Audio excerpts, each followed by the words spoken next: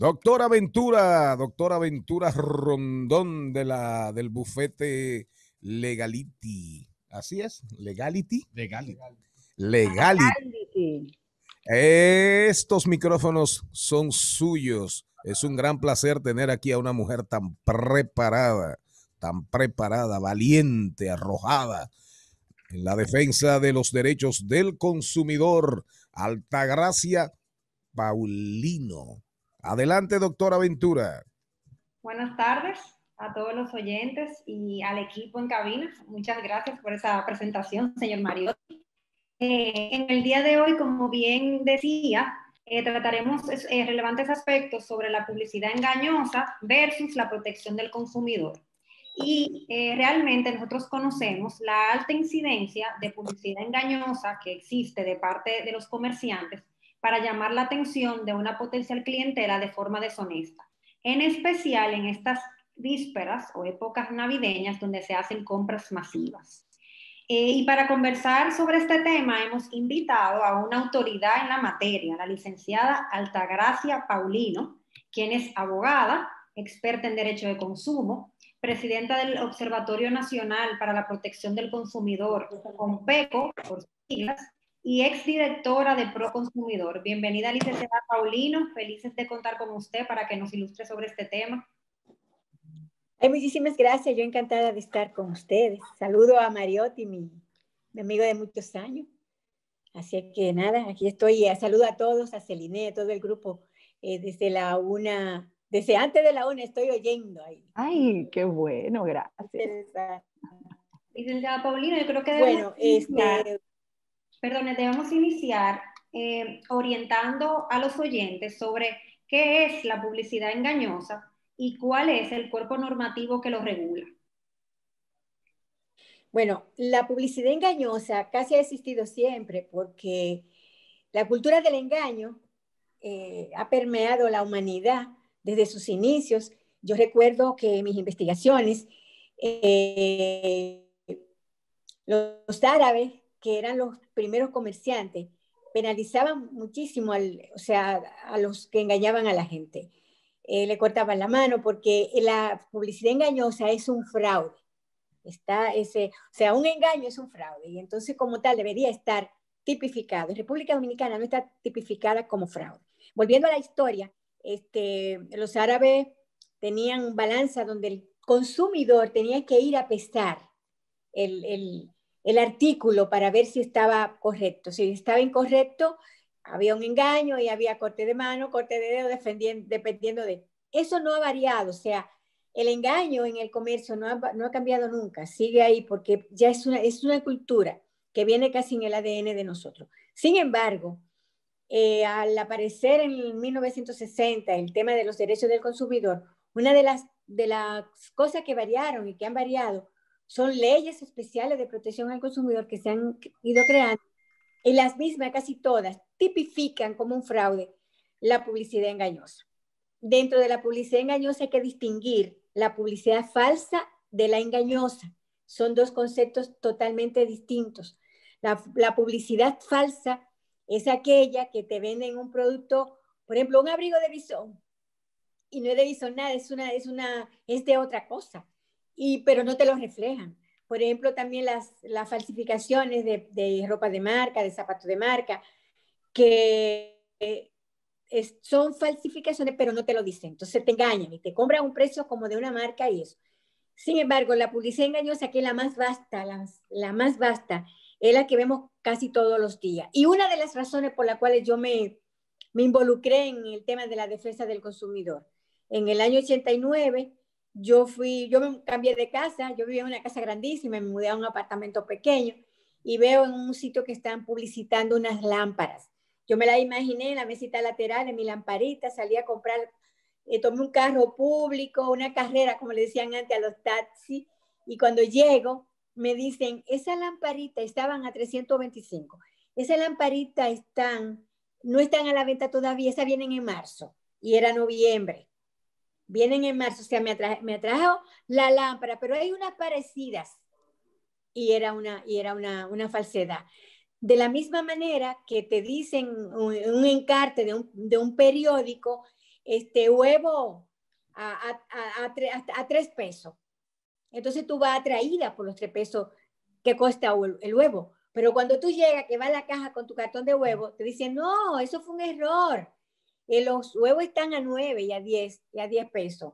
Entonces, ya tú sabes, la indignación que te da. Pero no, yo te pongo el ejemplo del huevo. Hay muchísima cosa más. Por ejemplo, con los precios. Te dicen un precio 399 con 50. Y entonces cuando tú vas, realmente la cuestión vale 400, vale 500, vale esto. Entonces te atraen con eso. ¿Qué nosotros hicimos? ¿Qué nosotros hicimos cuando con este asunto de la publicidad engañosa?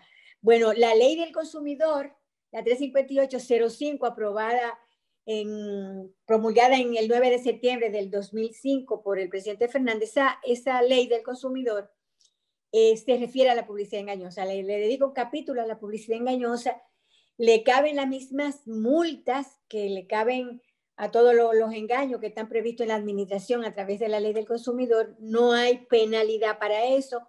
Mariotti sabe muy bien que luchamos para que haya una ley que regulara la publicidad, y si hay una ley que regula la publicidad, bueno, pues ahí vienen las penalidades.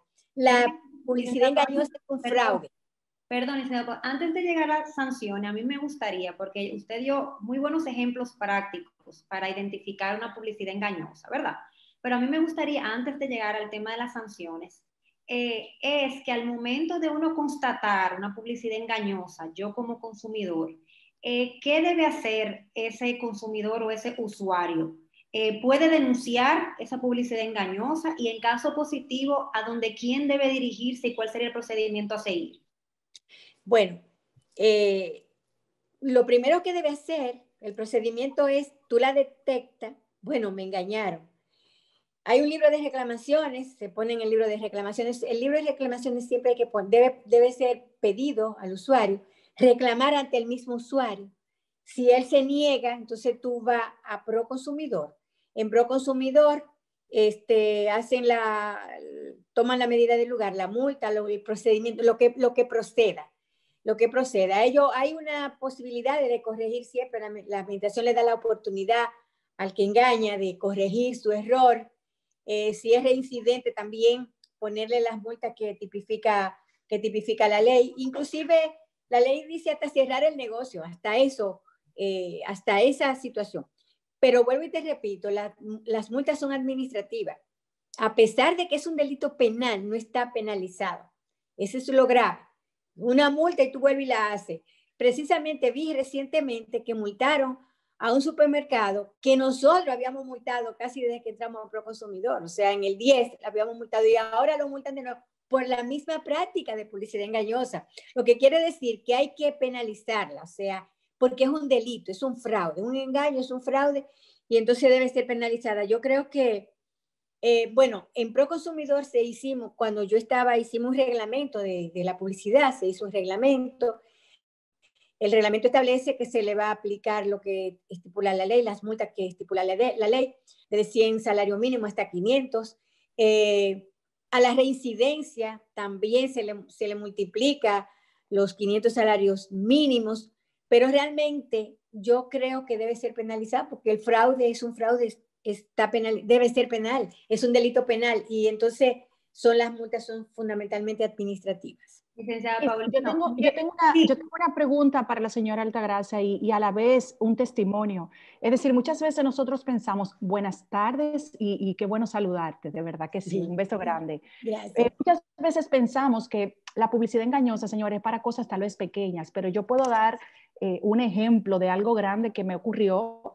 Nosotros compramos un apartamento en plano con una publicidad espectacular y cuando me lo entregaron no fue lo que yo compré y definitivamente sí puedo dar fe y testimonio. Yo fui a Proconsumidor, la señora Altagracia era la directora en ese momento y me pudieron resarcir económicamente todo el daño en un plazo de verdad que como tenían en esos momentos, no sé si continúa así porque afortunadamente no he tenido que regresar y me resolvieron el tema de una manera maravillosa. Así que yo les invito, si alguien tiene también algún problema con alguna cosa mayor, porque muchas veces pensamos que es un teléfono, que es una comida, señores, pero a mí me pasó hasta con una propiedad y de verdad que quiero felicitarle y gracias por toda la ayuda que me brindaron en ese momento.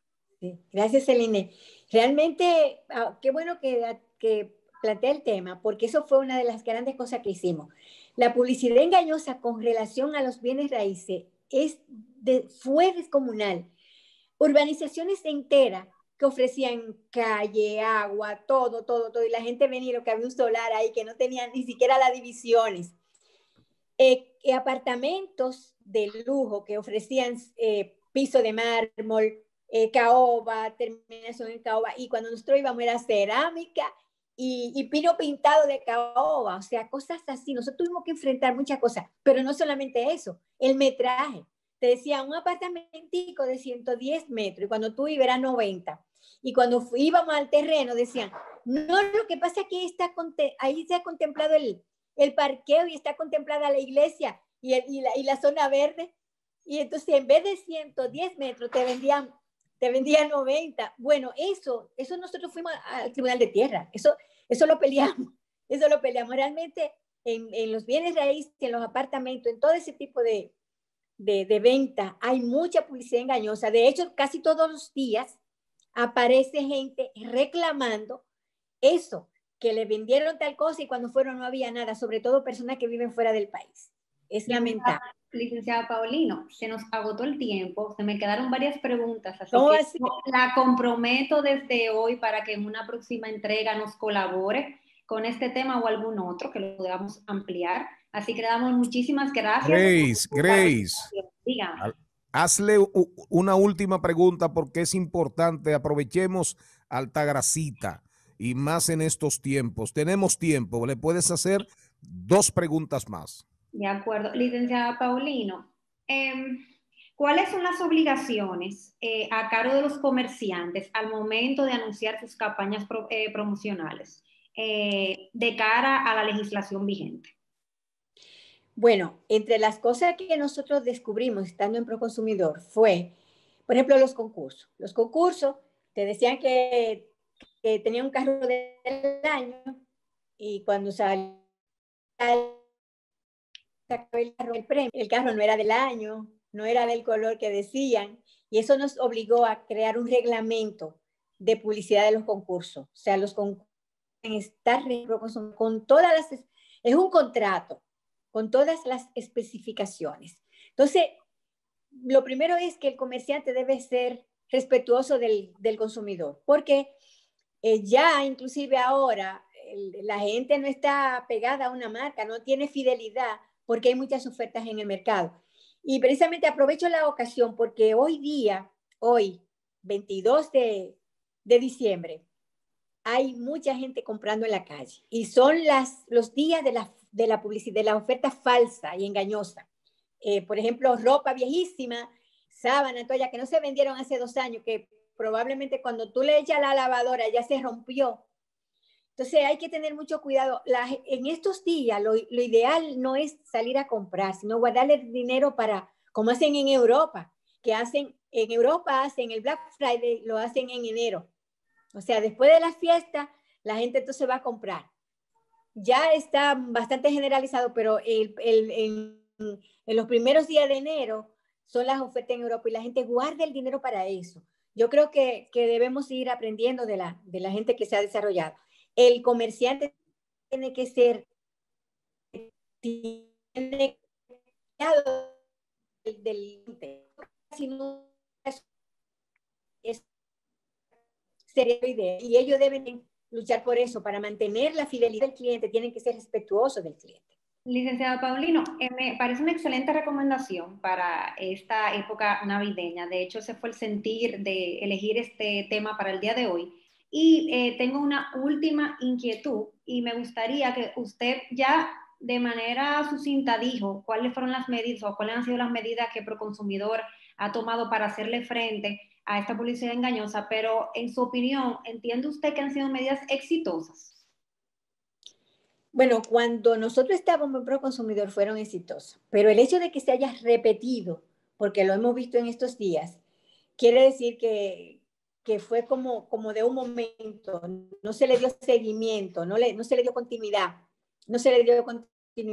y para que haya institucionalidad, tiene que ser continuo, porque no es, o sea, yo me resisto a creer que haya publicidad falsa y engañosa todavía en el mercado, después de todo el esfuerzo que hicimos, primero para una ley, después para la institución, o sea, para todo eso, como que la gente lo echó al saco del olvido. Y no, hay una ley que protege al consumidor. La gente tiene derecho a reclamar. Los derechos del consumidor son derechos fundamentales, están establecidos en la Constitución, en el artículo 53 de la Constitución. O sea, tenemos en el plano legal, tenemos la ley del consumidor, y en el plano constitucional tenemos la Constitución que protege los derechos de los ciudadanos en su relación con el mercado. Y así es que yo defino el consumidor de hoy. Muchas gracias, licenciado Paulino. De verdad que ha sido todo un placer contar con usted y por su interesante participación, y como quiera la comprometo para una próxima entrega para seguir hablando de los derechos del consumidor. Muchas gracias por estar aquí. Sí, gracias a usted. Doctora Ventura, ¿cómo contactarla a usted o la gente que pudiese requerir de sus servicios? Bueno, nuestros amigos y amigas oyentes pueden contactarnos en nuestras redes sociales, en Instagram y en Facebook, Legality RD, y en Twitter, Grace Ventura R. Muchas gracias y feliz Navidad. Feliz Navidad para usted, doctora, y para Sonia Uribe. Un abrazo fuerte. Sí.